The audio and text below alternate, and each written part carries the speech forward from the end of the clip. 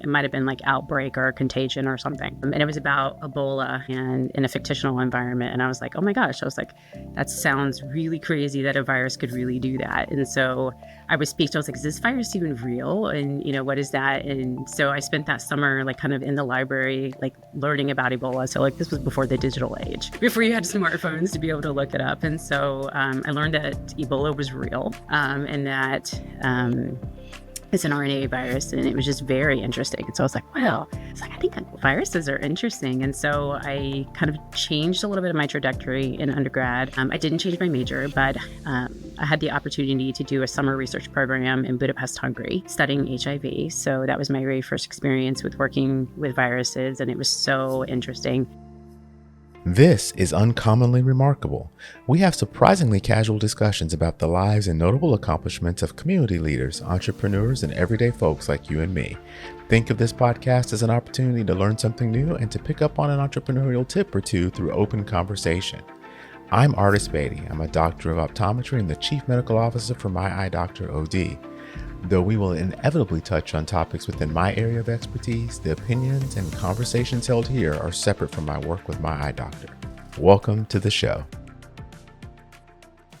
Sonnie, welcome to the show. It is so exciting to have you here. I could not wait to get you on. And there have been a lot of things that have changed in your schedule, things that we're going to talk about today that made it really hard for us to get this going. But we are here and I'm excited for it. Thank you. Thank you for being patient with me. It has been a long road coming to getting here. So I'm glad to finally be here. So, for the audience, I did a lot of interviews with people that I've known for a long time when we started the show. I've gone off and done a lot of different things now, and I've met people. I've gotten to interview people from across the world. It's been kind of cool, but nobody really is exciting as you are. I mean, there was a time when I wasn't sure if you were a CIA agent or not. With you going to working around the world, all of your travel. I mean, you studied viruses, for goodness sakes, right? Yes. So there's a lot that you've done. And so I think this is just going to be a brilliant conversation. Well, I'm excited. I can't wait for it. So why don't we start by maybe telling us just a little bit about what you were doing today. Okay. And then we will back up and talk about how you got there. Okay. That sounds great. I'm an entrepreneur. I'm a CEO and founder of Grace Under Fire, which is an executive coaching company and consulting. In particular, I work with leaders who are looking to strive to that next level, but I want them that are also looking to find balance. Leaders that are trying to help their direct reports grow and learn and understand. In particular, I'm interested in female leaders who want to pave the way for other women. I have been blessed in my career with having some amazing female leaders who helped open doors for me, helped encourage me and motivate me when I might have lacked the confidence in certain spaces. And I saw how much that impacted my career. And so that's an area where I want to give back to other women and help in that space and helping them grow. That's absolutely amazing. And so you have now found time to found a company with all the things that you have been involved in and that you're doing, which is absolutely amazing. So let's talk a little bit, though, about how Sonnie got here. Sure, right? Sure. And so if I would go back maybe 10 years and think about where you were, right, there was a lot going on between the travels and the studies and the work. And so you were a virologist. Yes. And you don't meet very many virologists. It's true. What in the world does a virologist do? Sure. So a virologist studies viruses. They can be in academics, in industry, in a lot of different areas. I started off in academics, getting my PhD at the University of North Carolina, Chapel Hill. I then went on to do my postdoc at Wake Forest University doing vaccine development, in particular smallpox vaccine development. From there, I went to work on vaccine manufacturing with a large manufacturing company, which taught me a lot in that space and got me into the world of biological manufacturing. And then from there, went on into my later career. But in the short sense, a virologist basically studies viruses. Yeah. And how did you get there though? Like, a lot of us have these biology backgrounds, and we think, oh, what are we going to do with them? And people go into my molecular biology, they go into medicine, dentistry. There's a lot of biological fields. How did you pick viruses? Okay, so it's going to be a funny story. So I think it was like my sophomore year of undergrad. I was in engineering actually, and I had taken a medical microbiology class, which I just fell in love with, which I didn't think I would, but I fell in love with. I read this book called, it was by Robin Cook. It might have been like Outbreak or Contagion or something.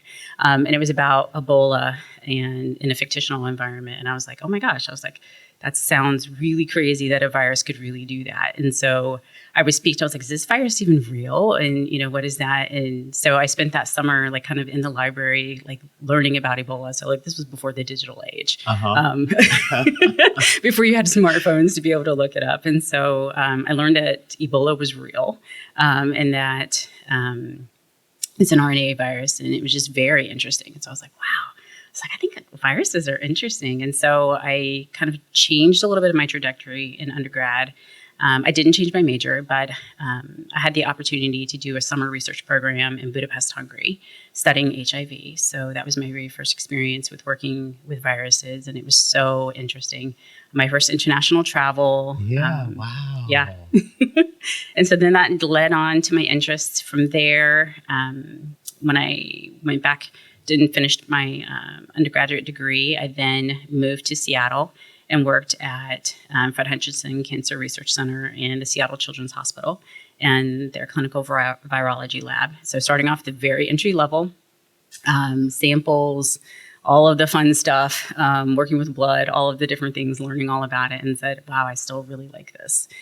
So then I applied to different graduate programs to get my PhD in virology and decided to come back home to North Carolina and UNC, and it went from there. So like viruses have always been a passion of mine. My career, I thought I was going to go slightly different before I met my husband, but I'm not sad on on where I ended up. I did think I was going to study Ebola long term and work in some very hot zones, as you would say, but that's not at all what I did. Wow. And so when you're thinking about or you're studying viruses, is it to see how they function? Is it to see how you can cure them? Like what is the focus of, say, when you were in Budapest and you were studying HIV? Like what was the focus there on that with that virus? So when we were studying HIV in Budapest, it was looking at different types of disinfectants that could be used to kill HIV. And so it was very looking at the detailed methods that you could use in a lab and different disinfectants and how you would test that to make sure that you're actually killing the virus, and what does that look like? So in that space, that's what that summer was about. When I was in graduate school, I studied dengue viruses. So dengue causes a hemorrhagic fever. It's transmitted by mosquitoes. So I would get mosquito samples and have to grind up mosquitoes to extract virus and grow virus up. So it was just a very interesting area. I was so interested in how something so tiny could cause such major catastrophic events. This was long before COVID, the COVID pandemic and anything like that. I think at the time when people were talking about pandemics, it was the 1918 Spanish flu. Yeah. So it wasn't really thinking about SARS or anything like that, or even the first SARS epidemic that happened. Yeah. So it's kind of neat for me to think about it, because in my head, I think, oh, we're studying viruses. It's immediately vaccines and cures, right? Like those are the things that come to mind. But there is a whole world of, just as you described, even disinfectant, like learning what to do to keep people safe from the virus in the first place, rather than having to do the things to clean up after the virus has gotten there. And that just doesn't come to top of head. And so that's kind of really cool. Yeah, there's actually a lot of different aspects you can look at. So some of it's immunology, your immune response and how it gets triggered by a virus, and how a virus evades your immune response. And that's a lot of in the vaccine development and things that you're looking at. It can be from how do you make vaccines on a large scale, and what does that look like in terms of shipping, refrigeration or lyophilization. How do you get it to countries that don't have general refrigeration in needs and things like that? And so really looking at the stability of something that you make and how does it get around the world to different places. So there's lots of different areas that you can look at for viruses. So for me, it was just, it all just energized me. So I was excited about that. And you started off, you went to Budapest, then you came back, you went to Seattle, but like you ended up all over the place.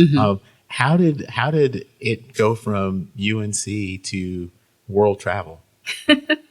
Okay, so that's a good question. So when I was also at UNC in my undergrad, I also spent a month in Sri Lanka studying dengue viruses. So I went during that time frame as well, which was interesting because you're in a lab that has a lot of beautiful technology, but if you imagine the humidity of North Carolina and in India or like Sri Lanka, that there's just, you would see labs with amazing technology, but humidity that's kind of corrupting the equipment and different things like that. And you're like, how do I set up certain things that aren't going to be impacted by the environment? And so it's different, unique challenges than what you would experience in the United States and, the labs here. So it's like really thinking about how do I set up something for the needs of that area and what that looks like. So that was part of my travels that I did during my graduate work. And then I did my postdoctorate at Wake Forest and got married during that time frame. And then I went to work, like I said, for a vaccine manufacturer and we had 2 kids during that time frame. I switched over to another company that is actually working on neurodegenerative diseases. That was not a company that specifically focused on viruses, but they needed to make sure that every lot of product that they delivered was free of viruses. So then my role shifted into doing a lot of testing and diagnostics to make sure that everything that we manufactured was free from viruses. And then that role evolved into something that we call like viral safety. So making sure that the company in your manufacturing facility has gone through risk assessments and thought through what are all possible ways that a virus could get introduced into your system and making sure you have the necessary controls in place. So again, this was all before COVID and all of this happened, but we were already thinking long before that of, if a person came into work today and, they're experiencing viral symptoms, what controls do we have in place to prevent that person from contaminating what they're working with and thinking about different things like that. And talk about a skill set that transfers, right? Because you go if you're really thinking about that, the safety aspect is extremely important because we take for granted that most of the things that we come in contact with, from medications, particularly injectable medications, things that we use day to day, don't have anything in them. We assume they're sterile, right? And we assume that they're going to be safe to use, but they wouldn't be without someone making sure that the process is in place to prevent that from happening. Yes. Wow. And so when we saw the pandemic start to unfold, as someone who'd spent so much time with viruses, like, what did you think? And how did you react as this COVID virus was all over the place? It was a very surprising time frame. I think initially in my head, I was thinking about, your traditional small scale viral outbreak.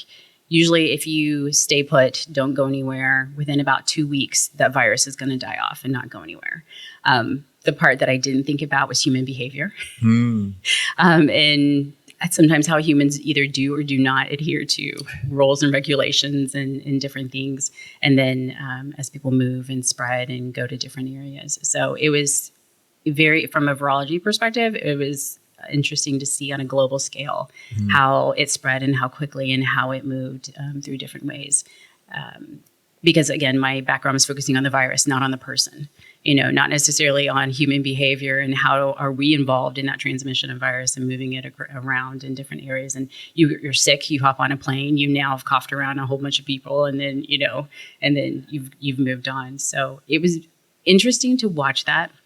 I, definitely would have long conversations with my husband about the pandemic and things like that, and having a lot of questions. Then we get a lot of questions from family and friends on things that they could do and stay safe. And I could say now my kids, who are 11 and 13, have one little tiny germaphobe right now who's very aware about like washing hands and everything. And, we talk about how viruses can get transmitted. And I think they can actually explain how a virus can get transmitted and about your immune response. And, we talk about tiny little armies in your body that are sent to go fight. That's amazing. I mean, tiny little armies. It is a very interesting statement to say that you studied the virus, not the people, because if it were up to just the virus, the 2-week time period that we all went into the pandemic thinking we were just going to have the 2 weeks would have actually been enough. Yeah. But people were doing what people do, and it just allowed for it to proliferate in a way I don't think anybody could have really predicted. And then once it was out and about, it was just impossible to stop. And it's almost like going back to the book you read about outbreak, yes, right? Very much. And that here we are now with a real live outbreak of something that was passing from person to person, and people weren't really sure exactly how that was happening. Yeah. And making decisions was very, very difficult. And so, if you, as an expert in it, are like, well, yeah, I know how the virus works, but all of this other stuff with people moving around, not my thing. Yeah. That's a real reason for the confusion that I think we faced over the first several months before we started thinking about vaccines. Yes, very much so. And human behavior plays so much into that, whether it's concerns or fears or all of those different things, and how you react based off of that impacts significantly on the spread of a virus. But you don't think about that from personal behavior and human behavior, but it does. And so you were doing all of these things, and you were raising children. Yes. And so when you start to think about your commitments from the professional side and your commitments as a mom, how did you think about balancing those things so that you could continue to be successful and raise your children the way you wanted to? Because I know you guys were making decisions about if you guys were going to be out of the country for a while, and all of these things. Like, how did you balance those types of thoughts? Oh, that's a good question. I have to say I'm very blessed with an amazing husband who is an amazing partner and helps out in so many different ways. So without his help, I would say it wouldn't have been possible. But when our kids were little, it's funny, a little bit of an aside story. When our kids were little, I decided to run a half marathon. So I would train at night after they would go to bed, and it would give me that window of time between like 9 p.m. and midnight of where I was training and do that. So when our kids were little, I did my MBA while they were little. So I took evening MBA program while I was working during the day, and so I do homework when they would go to bed. So it taught me that you could compartmentalize and do different things, but I definitely had to have the support. So my husband was taking care of doctor's appointments, planning birthday parties, and all the things that I might have done before. So he would take over those areas to help support me in growing and with my career and things like that. But we always had it as a back and forth of always talking about what each other is interested in and how we're planning to move forward, and making sure that we have the buy-in from each other to help support. Because when one's striving to move their career forward, then the other person has to help out in a different way, and being okay with that. And so we've taken turns with that, especially as we moved to Switzerland, which I know I didn't quite allude to, but we also moved to Switzerland during the pandemic, and that was a huge shift. So we went from my job at the time. And so he helped out significantly with the kids and things like that while we were in Switzerland. And now that we're back, we've shifted back and forth. So, yeah, I knew you guys were in Switzerland during that pandemic period. Tell me a little bit about what it was like to be out of the U.S. with young children in Switzerland, with Adam learning to speak German. German, yes. Because there's a rule about that, right? Like, you were there for work, but if he was going to stay with you, he had to be able to speak German. The trailing spouse had to pass the test? Pass an A1 test, yes.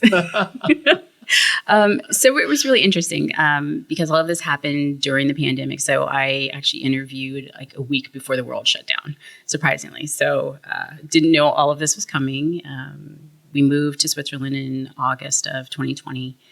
As soon as we got there, we quarantined for 2 weeks in our apartment. So had to learn, online shopping and groceries as soon as we got there and had a grocery order. So trying to figure out how to navigate because the kids were also still in virtual school. So they were doing virtual school in the United States while we were in Switzerland until they started school in Switzerland. So we were all trying to figure out how to make that happen in a 2-bedroom apartment for a while. And the weird time zone stuff. And the weird time zones, yes. So I was working Swiss hours, so European hours, and they were on school for U.S. hours, and my husband was on work for U.S. hours. Oh my gosh. So, and it's funny because a lot of that prevailed through the 3 years that we were in Switzerland. So Adam would work U.S. hours. I would work Swiss hours, and then sometimes some U.S. hours because I also maintained my U.S. team while I was in Switzerland. So it was working all different kind of time zones and making it work. But it was a wonderful experience because the kids got to go to school. As soon as we moved to Switzerland and they enrolled in the school, they were already back to school face-to-face. So kids were wearing masks. They were doing weekly testing of each classroom to make sure that kids could be in person in learning. Wow. Yeah. Which is a really big difference than what was happening Yes. here because there was the gamut of things going on depending on which geography you were in the U.S. But most U.S. schools were remote is the way, and Yes. they were trying to do remote without people having to be in person. So that's a really big difference. It was a very big difference because they were able to go in person and be a part of that. And it was a really great for their learning environment. But all little kids were wearing masks, like masks were required in school. And it was just a very different environment because I would take the train in to work during that time frame. Everybody wore a mask on the train. It was expected. It was a part of the requirements. At work, it's funny, I actually went into work more when I was living in Switzerland than I did during the pandemic here. So because we were considered essential workers in what we were making. So we were on site at least 2 to 3 times a week, but we had to really be mindful of how we worked. So you would have like an A team and a B team. And so A team would always work together. B team would always come in the opposites and switch so that you weren't like have the potential to contaminate an entire team. So that if one person went down on the team, then the whole team would quarantine and be out. So it was a very just different way of working during that time frame. And was it important for you guys for the kids to experience us living outside the country for that long?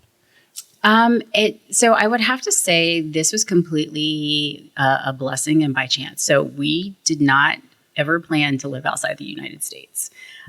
So I had the wonderful opportunity of taking this role and living outside the United States. So we had never actually talked about living outside of the United States. And so they had to actually trust me because when the time came for us to move, they hadn't visited Switzerland. They hadn't seen it or anything. And so I was like, well, you just trust me, you're going to love this. And if you don't, it's only going to be for a few years. Fair enough. So they all moved with me sight unseen, having never been to Switzerland. I had gone a few times for work trips, but they had never visited Switzerland. And so they trusted me enough to move sight unseen from everything they knew in the United States to Switzerland. That's absolutely fantastic. And because I think originally it was going to be some period of time, but it got longer. And then it got longer. So it was supposed to be 2 years, and then it got extended for another year. So we were there for 3 full years. Wow. Yeah. Wow. And so if you look back at the time you spent there with your family, is there something that you learned that you didn't expect to about family life or something you learned in general from being in Switzerland? Yeah. So the need to take time for family. In Switzerland, they really value that. So Sundays, things are closed. Grocery stores, shops, everything is closed. So it's meant that you spend time with family. So on Sundays, you would see grandparents, grandkids, grandparents with like a walker out walking on the streets. So it's like a family of 8 just going on a Sunday stroll. So it's really meant that you spend time with family. Lunch times, you don't work through lunch. You take a lunch break. Pharmacies, banks, they all close during lunchtime. So you can't go run your appointments during lunchtime because they're closed. So it's really meant to have rest and to do that. And so it was hard shifting from the US mindset into that. So it probably took me about 6 months to really be able to learn to slow down. But that was one of the things I learned to value. It was that time and that peace to spend with our family and to go out and to interact as a family. And so coming back to the US, I would say that's been hard to protect. But it's something that is in the forefront of my mind always, of making sure to protect that time, because you get so much energy and rejuvenation by taking that time. I think that's a really, really good point, and one that we often lose. So I had the opportunity to go to Switzerland in 2 years ago. Okay. And we were there through a Sunday, and we were shocked because there was absolutely zero things happening on the Sunday. But I think you're right in that you start to learn that some of the things that we do all the time, we do them because that's what we do. But when you take a step back and are able to actually relax and take it all in, there's something to be said for that, right? Yes. And so it's great that you picked that as one of the things that you were going to try to keep doing as you got back here. Yes. And had the working lunches, which are very, very much the thing, right? Yes. So you guys have also traveled outside of work, the world. And in a lot of those travels, you've brought the children with you. Tell me a little bit about why that feels important to you, because that's a big commitment to do, to bring them along, but also to leave them and go places too. So how do you think about that piece, and how, and again, that balance with the things that are happening with the family and now your new business? Yes. Okay. So traveling with the kids has been very important for us, for them to see the world. When I was little, I had not been on a plane until I was 20. So I hadn't left the United States until I was 20 years old. So for them to get a chance to see the world was very important. But we also want them to be citizens of the world, to understand that some of the privileges that they have here in the United States, that's not how the rest of the world operates. We want them to see that, to understand that, and to have empathy, so that as they live and grow, that they have a mindset of helping and serving others and making sure that they do what they can to be helpful in different ways. So even whether it's in a classrooms here or in different places, to always say, how can I help?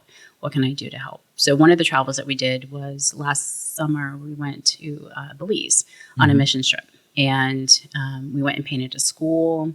We went and read to children and practiced reading with them. But it was very important that we took our kids on this trip, because we wanted to pick an opportunity that they could be involved in and where they could serve, so that they're not watching us serve. We want them to be a part of the serving and helping out with others. So it was very critical that we get them involved. Our youngest son has special needs. He has a rare disease called Virologist. So in many cases, he uses a wheelchair when we're traveling. He has a walker day to day that he uses in school and things like that. So it's also important because a lot of people have helped him. But I need him to understand that it's not always people giving to you, but how do you give back to those around you? So we also sought out a mission where he could be involved in that and be a part of it, so that he learns how he can help and serve others. That's incredible.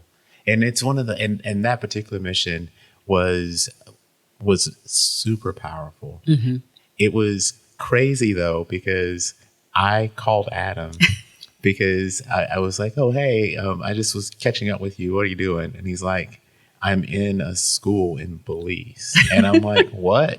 And so it's just, I never know where you guys might be, right?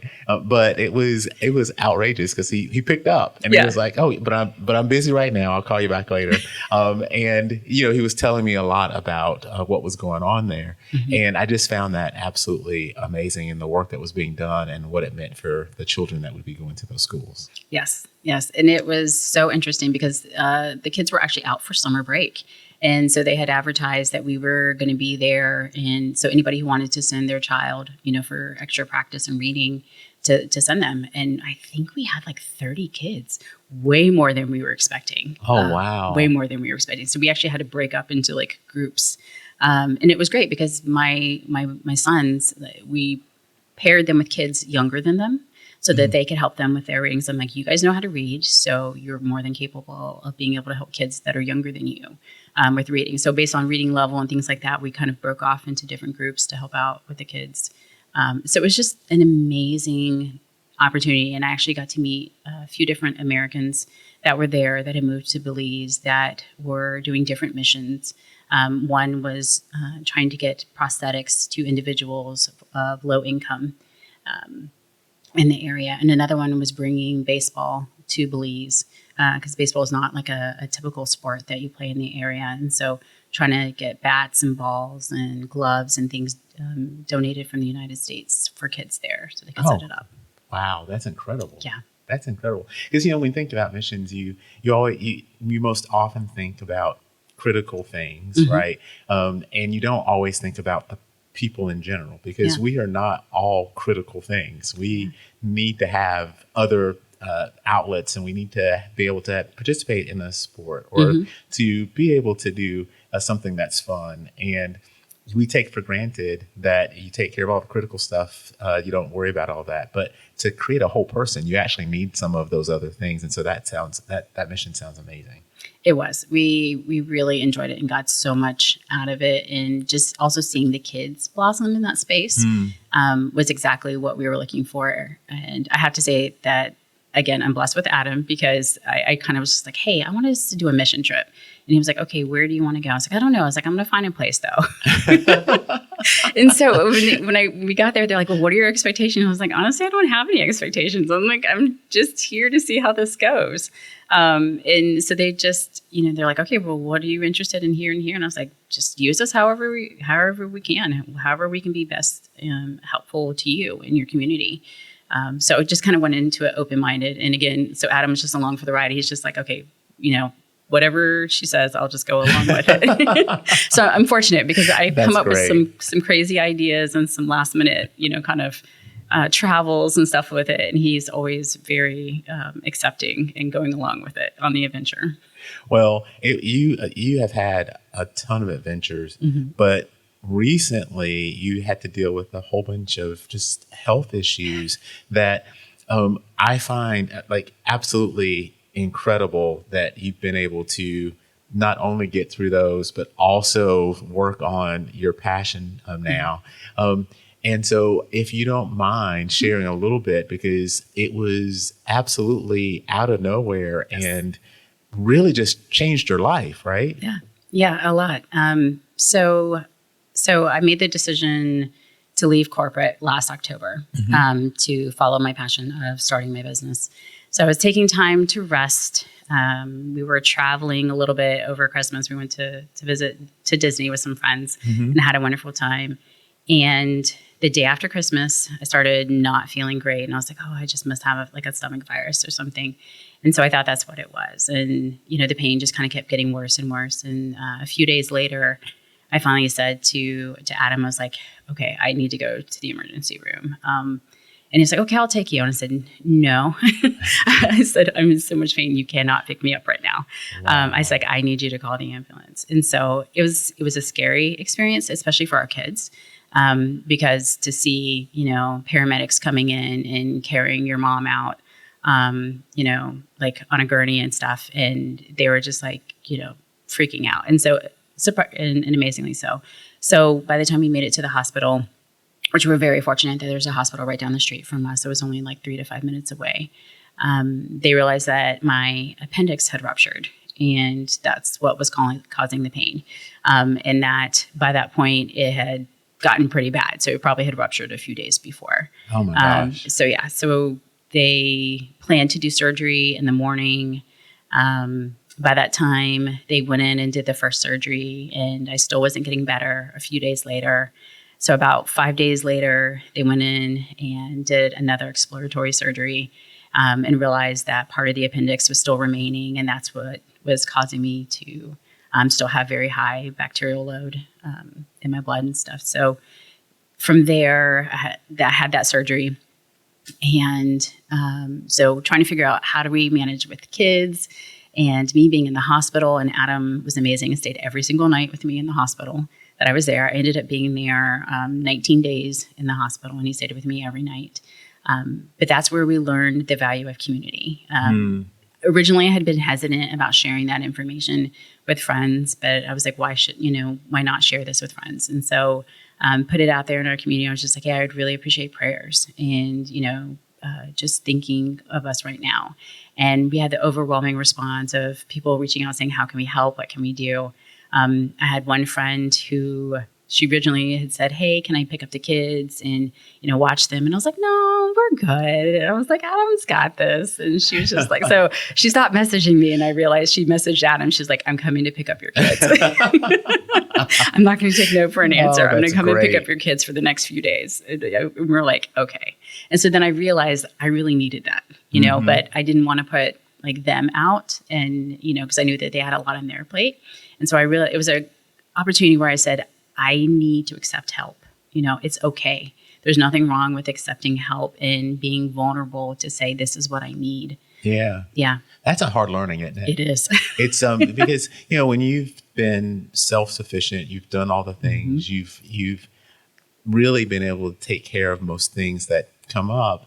You are used to being kind of in charge and doing the thing, right? 100%. And so it's hard to ask people for help.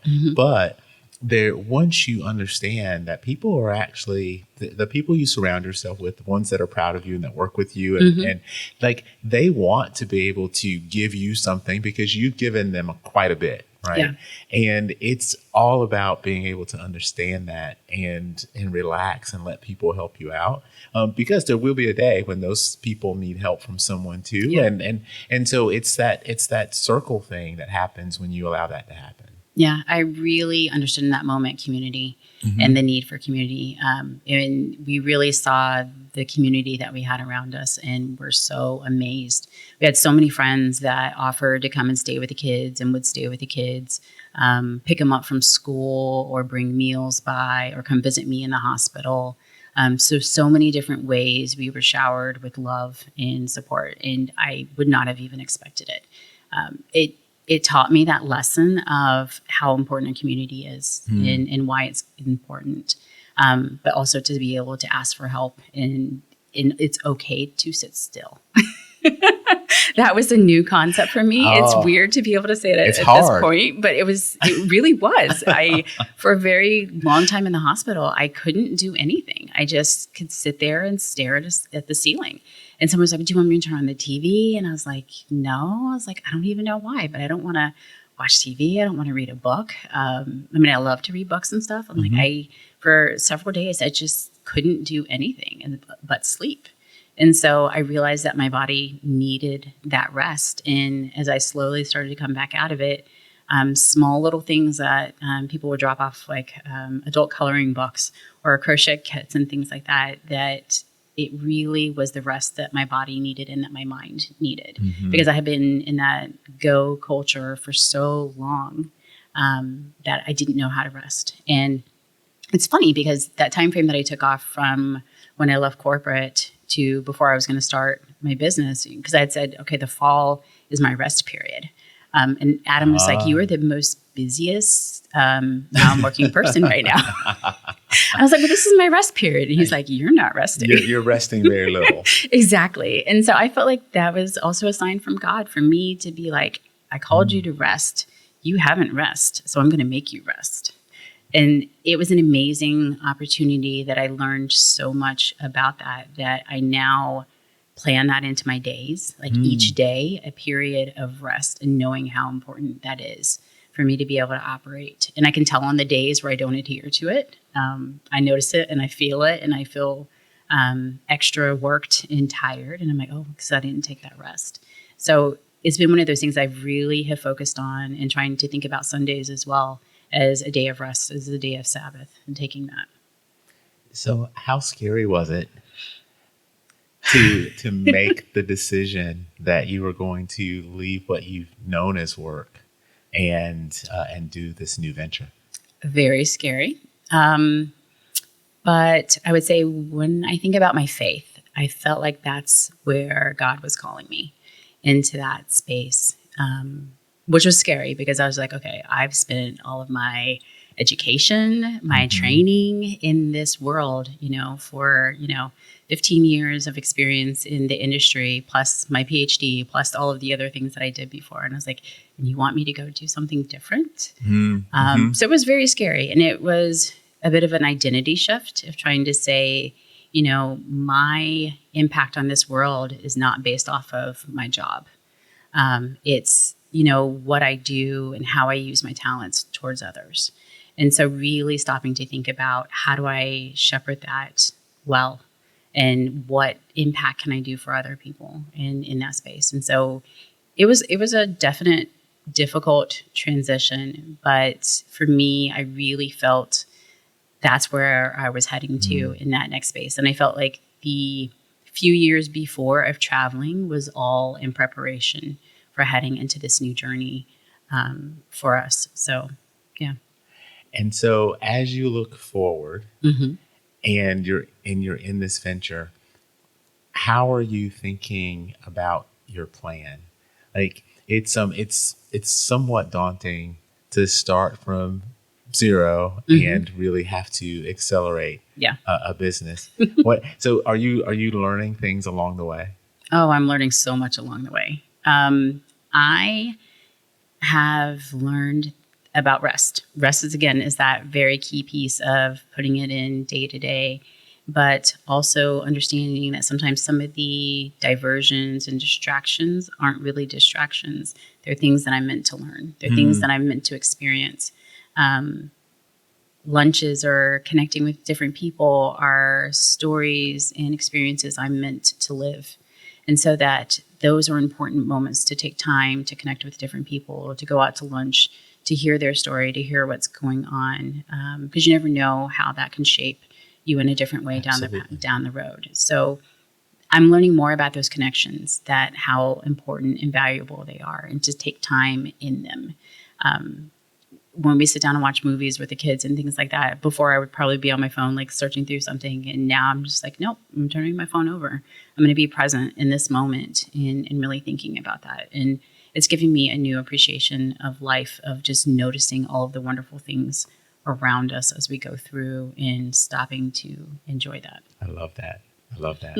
So as people are listening, they're interested, they want to find out more about you and the work that you do. How do they find you? Okay, that's a great question. So I'm on LinkedIn as Cassandra L. Braxton. You can also visit my website at grace-under-fire.com. So my company is Grace Under Fire.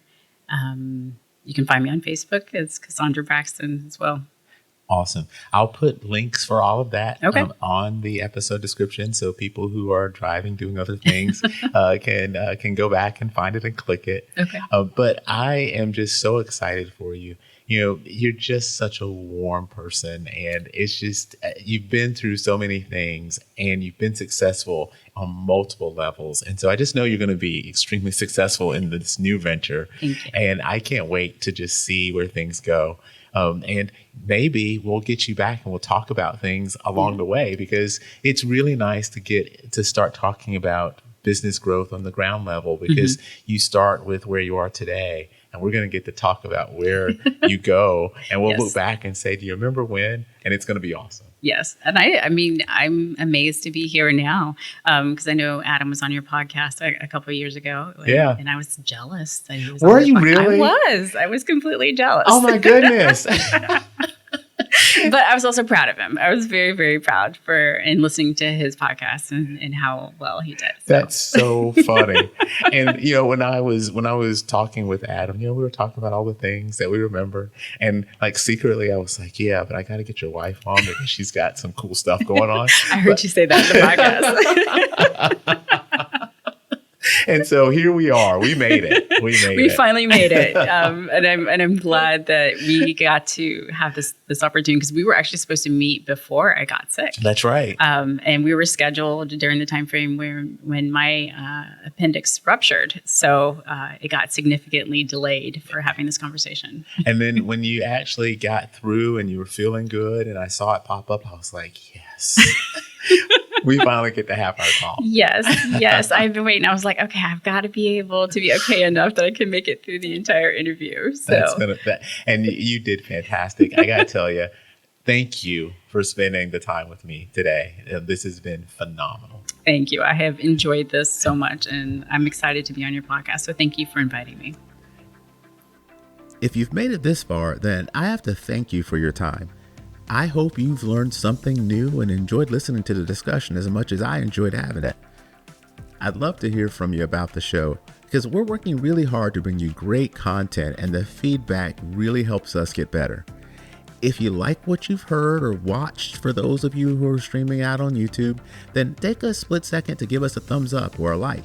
It really helps other people like you find the show too.